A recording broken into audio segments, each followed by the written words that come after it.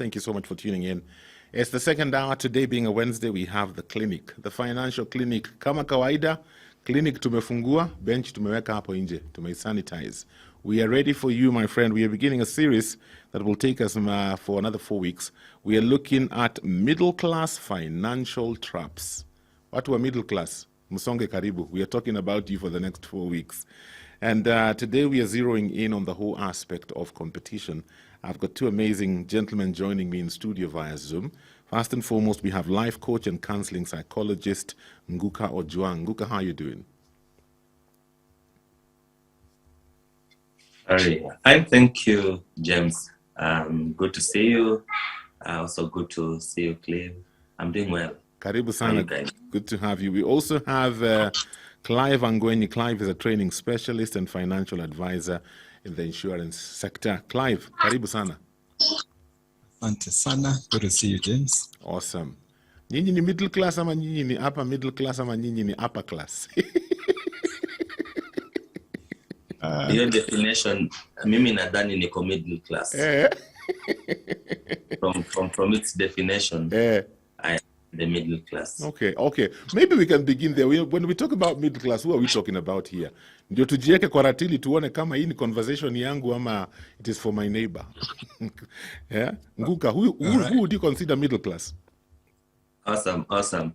I think the term middle class was coined during the Industrial Revolution, and these are the people who were not the capital owners, neither were they the peasants who worked at the industries, but they were people who now they were in the office space. Okay. They were not the handyman job, and I think we've carried that to date. So it is people, according to the African Development Bank, these are people who earn who spend between 23,000 or so in a month to around 199,000. So if you know that you're spending, or you spend $2 a day per person in a household, so that is the middle class. So you're not really the capital owners. You don't call the shots. You don't, you're not the corporates who make the laws. Or who control how laws are made. But again, you are not, below the poverty line. So you're just in the lower middle class. You just jumped in the middle class because you are above the poverty line.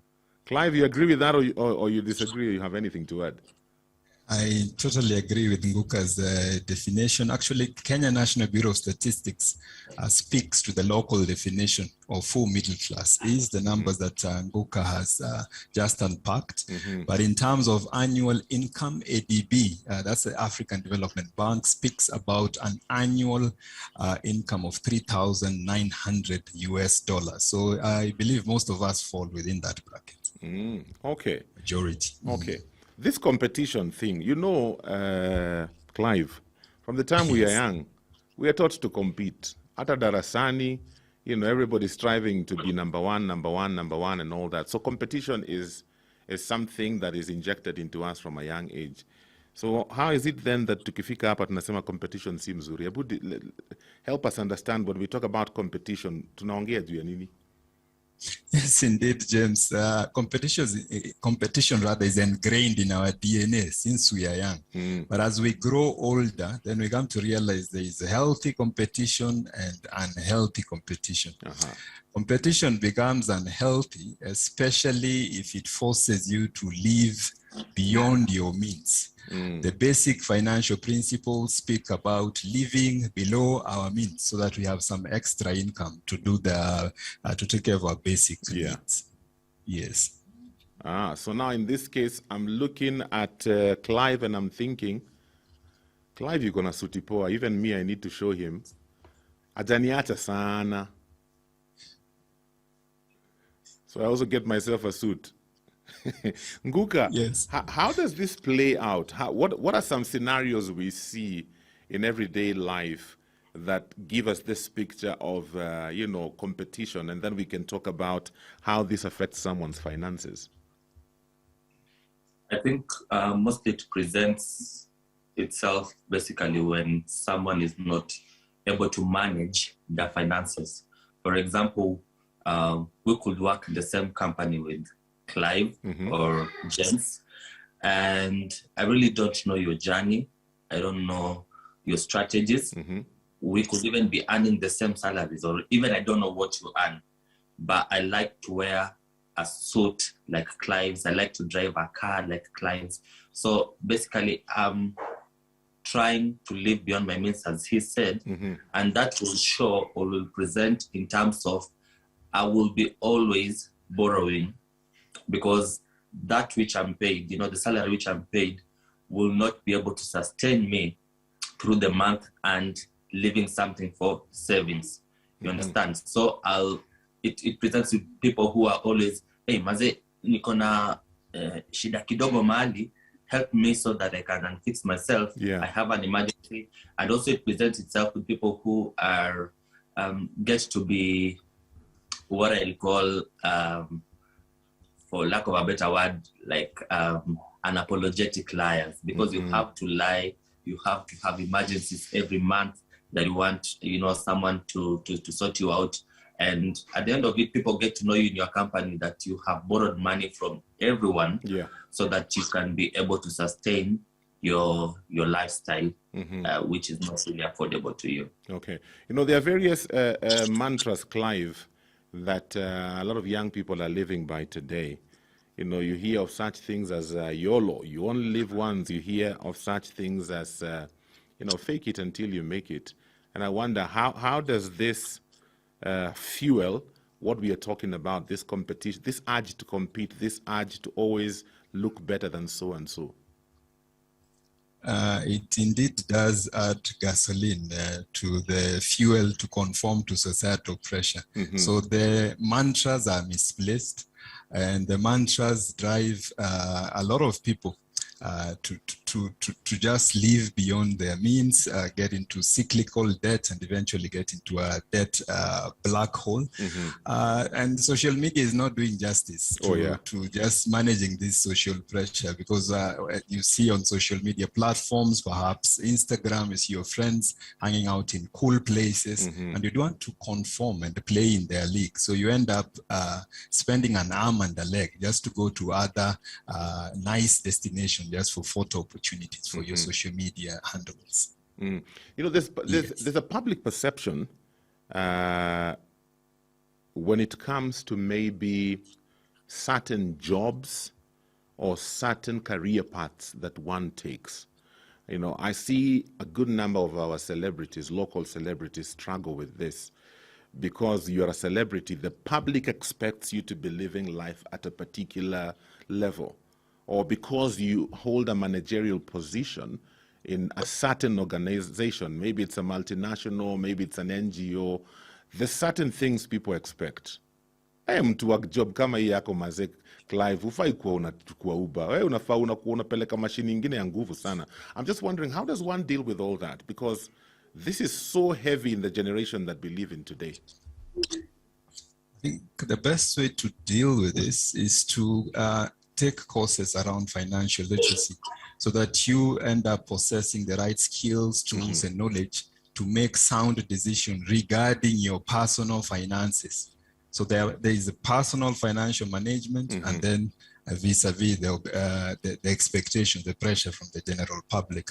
And I want to zero into a very specific component under personal financial management, and that is budgeting. Okay. James, if you have a personal budget, and a budget helps you call money by its name. In the budget, you have electricity, rent, fuel, all those things. Yes. If money is not called by its name, it finds a name. And names are those things, the suits, the trips. I like that. Then you start, yes, and all those things that are not budgeted for. Yes. Anything to add to that, Nguka? Sababu when a psychologist, tuambie what is going on in somebody's mind. Sure, James. As Cliff was talking, I agree that really budgeting is important, and apart from calling money by its name, I think also it's really important to understand that money talks. And I once had a joke that once you're paid, the money starts telling you a lot of stuff. You know, when you pass somewhere and you have some few thousands in the pocket, everything looks affordable.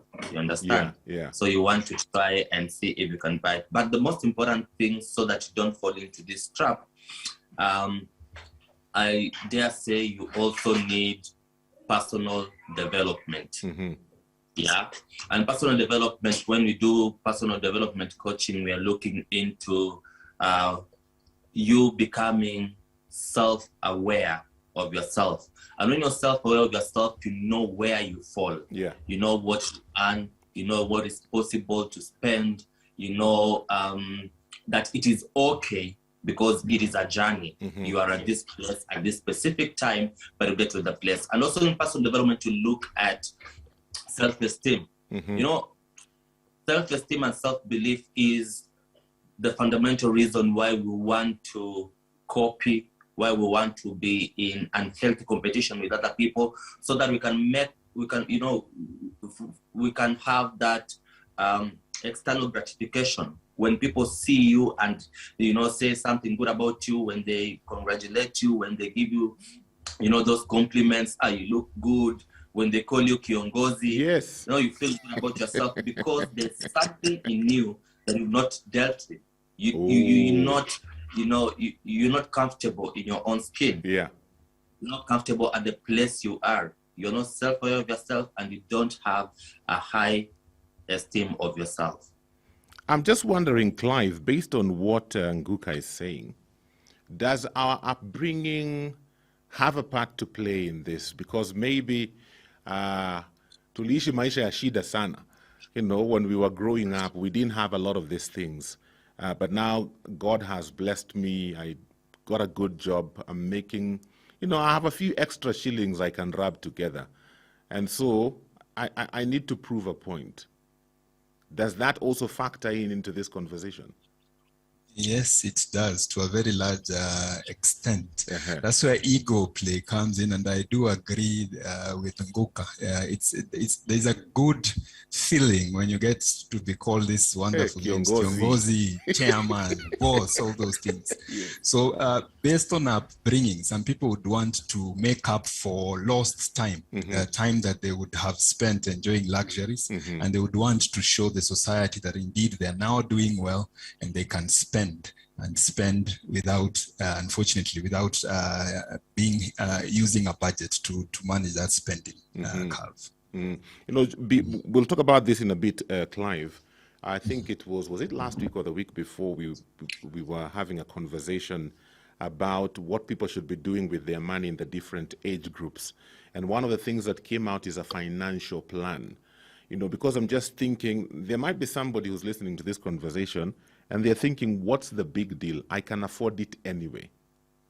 So it's not like I am breaking the bank to buy a Subaru because Clive has a Subaru, or to live in a certain area because Nguka lives in a certain area. I can manage it, I can afford it.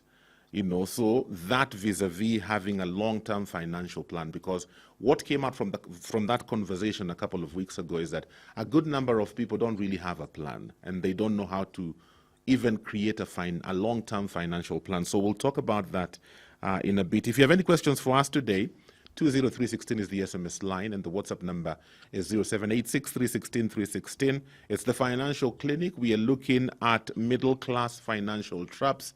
We are zeroing in on competition, trying to be like that person, especially if you went to high school together. Na mko kwa ile group, class of 92. Jamaa anapostigi tu picha za nyumba yake and his fleet of cars. And you're thinking, no, huyu jamaa nilikuwa namshinda high school.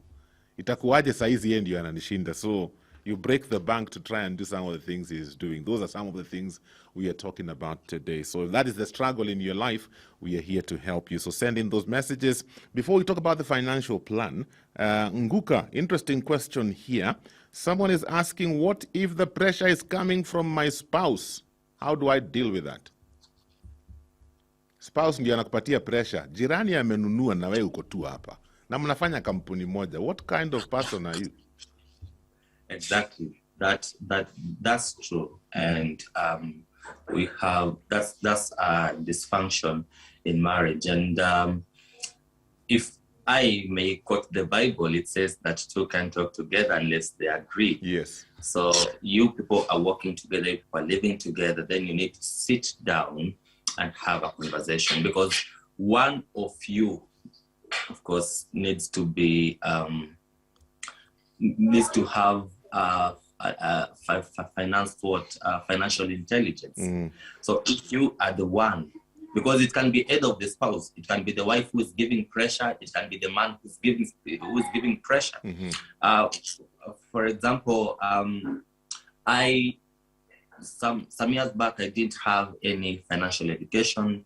I could not do budgeting, but I married an economist. So who wants, no, we can't spend this. Is it in the budget? That's always her question. Is it in the budget? Because I get at times to be, I love of shoes. So I see this shoe, I want to buy. But I had to cut that down. I had to be tempted, because now what you are spending is no longer your money. It is family money. So your spouse also needs to understand you, that this is what you earn, because jirani amenunua kiti, or akona TV kubwa kualiko, or they have gone for holiday, wameenda Dubai, wameenda holiday. So it means that you also go to holiday at that specific time. But you see, what the jirani or the friend doesn't tell you is that maybe their holiday was sponsored by their company. Understand? But you work in a different sector, in a different organization that does not sponsor holidays. They are in business of, converting clients, into friends and that kind of stuff. So you need to understand, that spouse need to understand you.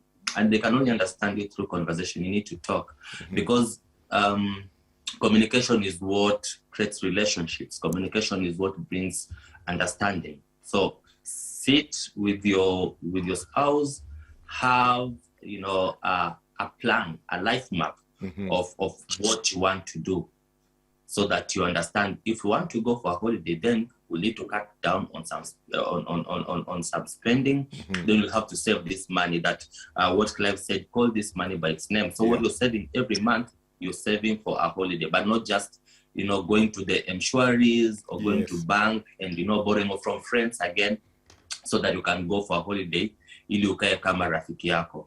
Because one thing is for sure, one thing that is sure is that the more you keep doing, the more you want to keep up with the Joneses, you are going to end up into abject poverty, because it will get time that you'll be in debt and you will not be able to sustain that. So if your spouse is able to understand it from that angle, then you might be able to do a little bit of budgeting. But the question comes again is, what if they tell you also need to work harder? Yes.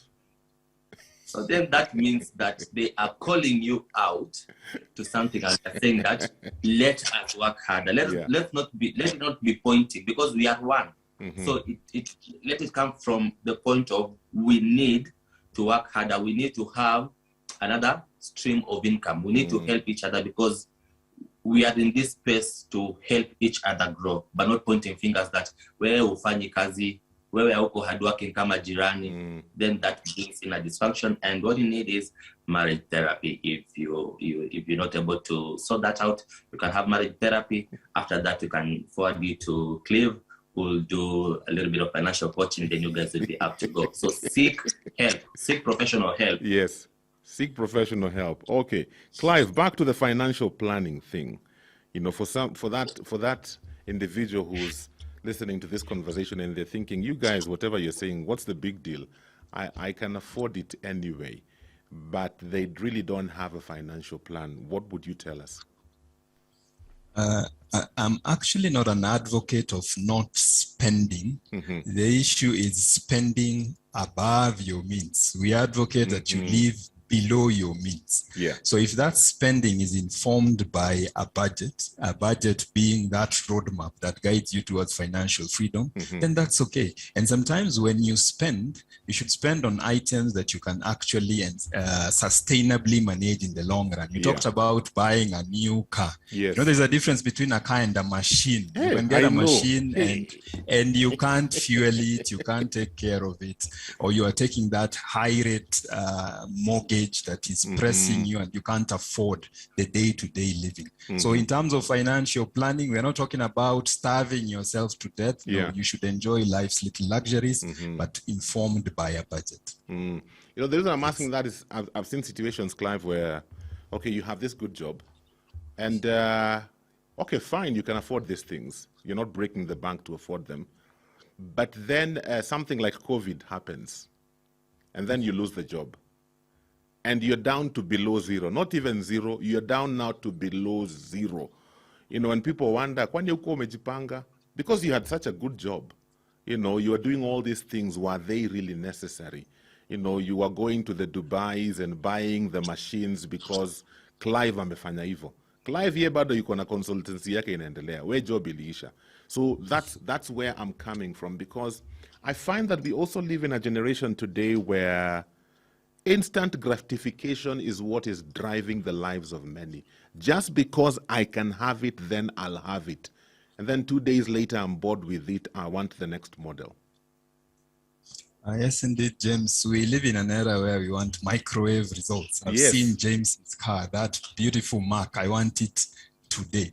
But even as we look to get this instant gratification and all these assets, the one thing that we miss out on is the element of protection. You talked about people losing their income during COVID, people passing on, unfortunately. The initial diagnosis is most of these people do not have any level of protection in terms of insurance. What insurance does is that it transfers the risk of loss from an individual who can't afford it to an institution or an insurance company that can take care of that risk when the risk occurs. The risk could be death, the risk could be disability, loss of income, and so on. So I say speak to a financial advisor. This service is available for free from the insurance sector. We encourage our viewers to reach out and receive this service. Okay. Let's talk a bit about self-worth, Nguka, because sometimes I think, I may be wrong, you tell me, you're the psychologist. I think sometimes we try to boost our self-worth with things. And so I'm looking at things that so-and-so, because when I look at so-and-so, in my estimation, you know, huyu jamaa anakuwaga sawa.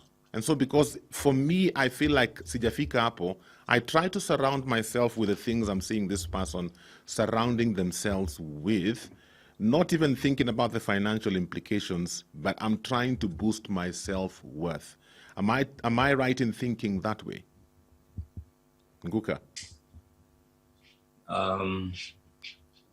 Thinking about it, I feel that when you think about self-worth from trying to, you know, amass material wealth, missing the point. Because the first thing is to understand the value you bring, and understand, you know, your value in yourself, the inbuilt value in yourself. Yeah. That's what is called self-worth.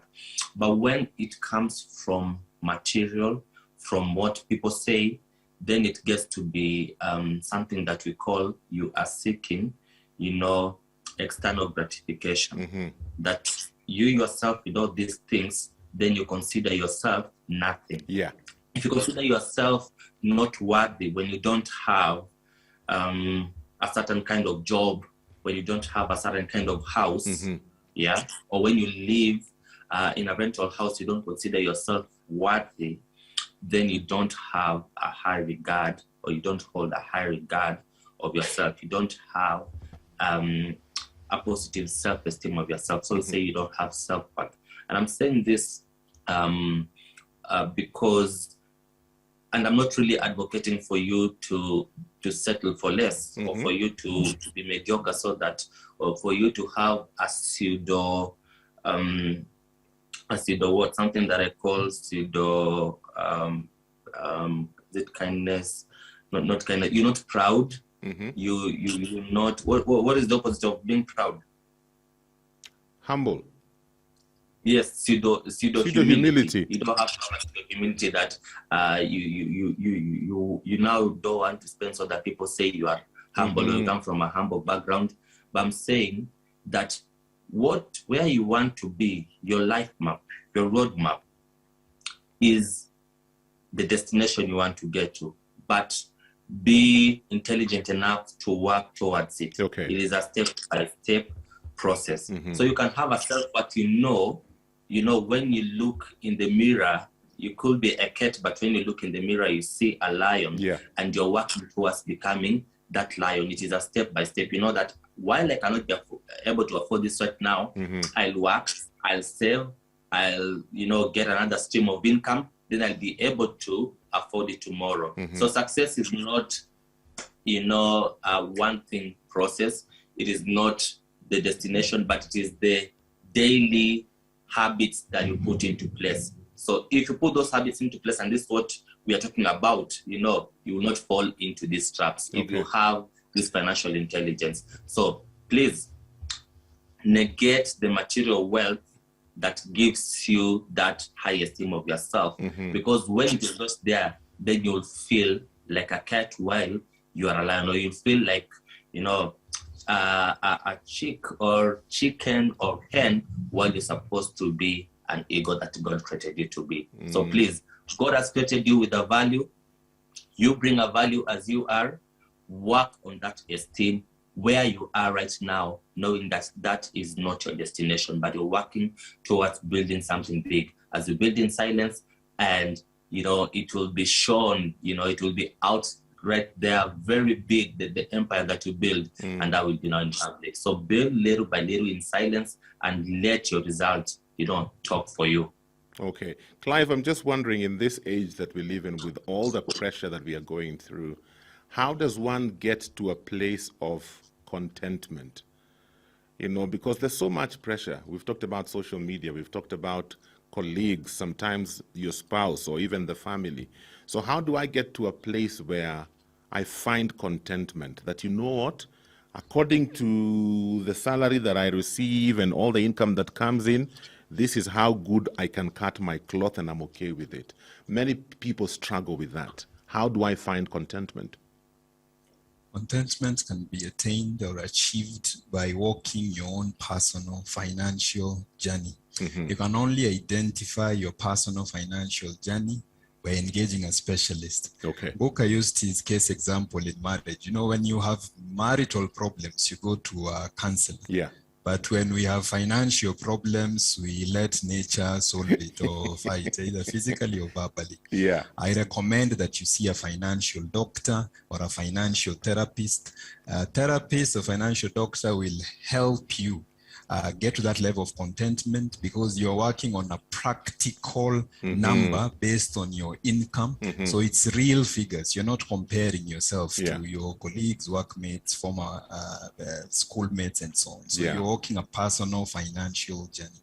Okay. And how do we, the other thing I realized, Clive, earlier on we talked about healthy competition and unhealthy competition. And what we've been focusing on is this unhealthy competition. And a lot of us have the desire to grow in our finances, but we just don't know how to. Because a lot of us, our minds are fixated on employment and a job. And when that promotion doesn't come, that salary increment doesn't come, we don't get a better job, we are kind of stuck. So I'm trying to pull this conversation to the other side of healthy competition. So I'm looking at Clive, and I know Clive is man doing better than me. Ameniacha kama gari mpya. Yeye yuko na machine, mimi niko na motoka. So how do I marry the two? Are there things I can do also so that I don't try to compete with you, but it spurs me to grow? And how do I attain that growth? Healthy competition is real. Competition is not necessarily bad. So let's not throw the baby with the bathwater. Yeah. If you have an individual within your workspace, your neighborhood, or in any other social space who's managing their finances well, then that person can be a coach, can be a mentor. That person can rub off those things they're doing well in terms of financial management. So it's not necessarily bad. You can be attached to a financial coach or a financial mentor. So and that helps you grow over time, regardless of the different levels of income. There are those positive attributes in terms of financial management that you can copy and implement in your small ways, depending on your level of income. Okay. Somebody's asking about a financial plan and asking, how does one develop a financial plan? A financial plan is developed by a financial planner or a financial advisor. I mentioned earlier, this service is available for free in the insurance sector. It's available in the company that I work for. So for those viewers that would be willing to be attached to a financial advisor, possibly they can reach out and we would be able to give them a specialized financial advisor. We are alive to the fact people have different incomes, different backgrounds. So this service is highly customized, it's highly individualized. Okay. Yes. Nguka, somebody's asking, as we talk about budgeting and as we talk about planning, Lillian is asking, what percentage of my income should go to my rent?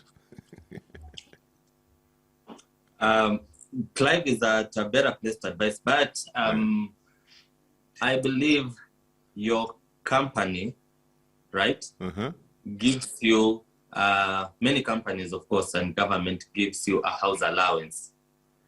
And mostly that house allowance is, really the least expensive house in your area. So when you look at it in that way, go and look for that house. What is the house allowance that you have? That's the basic knowledge that I have. Yeah. Then you can just add a few thousands on top so that you can also be comfortable, because you also need to be comfortable where you stay. But again, don't live, above your means. But according to percentage, I think I'll throw it right to Clive. Yeah. Tell us if a specific percentage of your salary that you can, use for your rent. For rent. Clive, hebu tusaidie hapo. Different literature have different numbers. The average being between 20 to 25 of your gross monthly income should be dedicated to your rent. Anything above that may be a stretch, unless you have additional alternative sources of income to top it up. Okay, Yes. okay. Gentlemen, my time is almost up. I'll give each one of you a minute. What would your parting shot be to that individual who's been listening to this conversation? James, I would tell our viewers that you have worked all these years to generate an income. You possibly wake up very early in the morning to go and grind and generate an income, whether in employment or you're doing business. The most prudent thing would be to protect the assets that you're accumulating. And the only way to protect your assets is taking up an insurance cover. So we encourage all those people that are working hard out there, hustling, grinding every day, to speak to a financial advisor. And that is my parting shot. Okay. Umesalimiwa na Rosemary kutoka Mombasa. Amesema, wow, I'm happy to hear our trainer Clive Angwenye speaking on finances. Msalimie sana. Nimesalimika. Awesome. Nguka, what would your parting shot be? Thank you. What I love to say is, I love this quote that says, when you compete with your friend or you compete with other people, it makes you bitter. But when you compete with yourself, it makes you better. So your greatest competition should be you. You should be reviewing and looking at your life, your life map, your roadmap, and looking, where am I today? And then the next time you're celebrating your birthday, you should be looking at, what progress have I made and what am I looking for in the next year? Because when you compete with others, it makes you bitter, since you feel you are unworthy. You feel that you cannot afford all that they have. But when you compete with yourself, it makes you better. So go ye and compete with yourselves, make yourself better, and have financial independence. Thank you. Awesome. Awesome. Gentlemen, thank you so much for your time this morning and for your insights. We truly do appreciate that. Our time is up. Thank you for being a part of the Financial Clinic. I hope you got the message loud and clear. And I think the generation we are raising up today is a generation that needs to hear this message because they go under so much pressure because of what they see on social media. Jamaa may post pictures of Mombasa and you're forgetting maybe that is a trip from 2 years ago. There are pictures he saved. He did not post 2 years ago. Hizo amechomoa this year. It looks like something new. Somebody is posting a huge machine. Na sio yake, ni anko yake. And you're under so much pressure to become like them. I love what Clive told us. Find your own path. Stick to your path. And I love also what Nguka has said. Compete with yourself. Review, grow, one step at a time. Mambo ya microwave, tuachie kwa jikoni. In real life, it's one step at a time. You know, line upon line, precept upon precept. Aya, we, clinic nimefunga. Nasikia hapa hivi, inje watu wanasema ni saa ya kufunga clinic. And our doctors have other clients that they need to go and attend to. So thank you for being a part of this. Until next week, have yourselves a great day. Thank you for watching. Remember, subscribe to our YouTube channel so that you can get notified whenever we upload new fresh content every day. Stay tuned and enjoy fresh, uplifting content.